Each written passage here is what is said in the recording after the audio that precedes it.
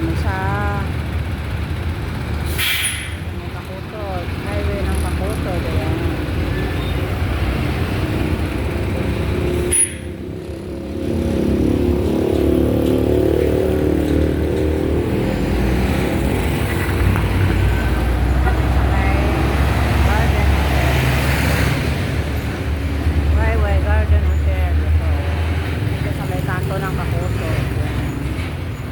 Maraming mga nandito pangkainan. So, nandito sa building na to. Ayan. Ayan si Daddy Lolo.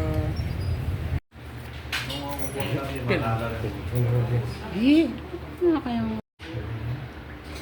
Ayan, nandito kami. Kukunin namin yung aming pinagawang salamin. Ayan. Ganda ng mga salamin nila. Cave 1. Balikan ka na. Punta ako sa balikan ng car. Buwan Africa. Ito yung kanilang clinic.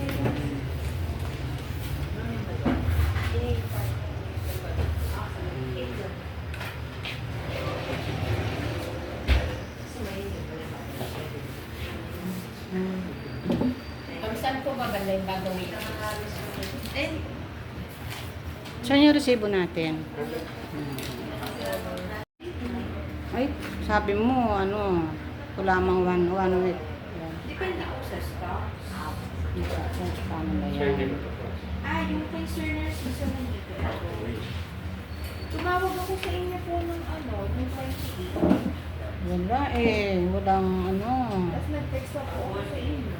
Text ba o tawag? Nag-miss call po ako. Pag di po kayo sumagot kasi text na ako sa inyo. Ay, gano'n. O, sige, itatry nga namin. Pumunta kami Sabado, wala, sarado. Sarado ka sila. Oh. Monday to Friday lang kayo. Pero hindi pa siya makukuha ngayon. Wala pa na.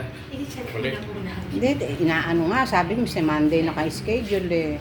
Kaya pinibigay ka na bagay. Kaya nga tinatanong nga kung hindi pa ano.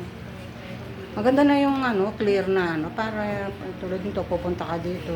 Tingnan, maganda, tingnan mo nga. Ganda. Ayan, ganda ng salamin ni Daddy Lolo. Ayan. Yung sa akin wala pa. Hindi pa daw dineliver. Ayan. Ay, ganda ng mga salamin nila dito.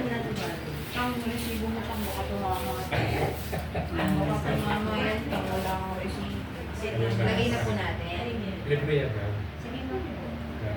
Pati yung sa akin, libre. Libre na yung tali. Sige po. May pupunta ka. Pattern mo kasi. O ito mga sir, lagyan mo na. Ayan, ang ganda ng salamin ni Daddy Lolo. Ayan. Tapos lagyan mo pa nila. Ayan po pa. Ayan. Ayan, libre na yun. Sa akin pwede rin. Sige po. Dahil lubid na lang lagay mo. Lubid.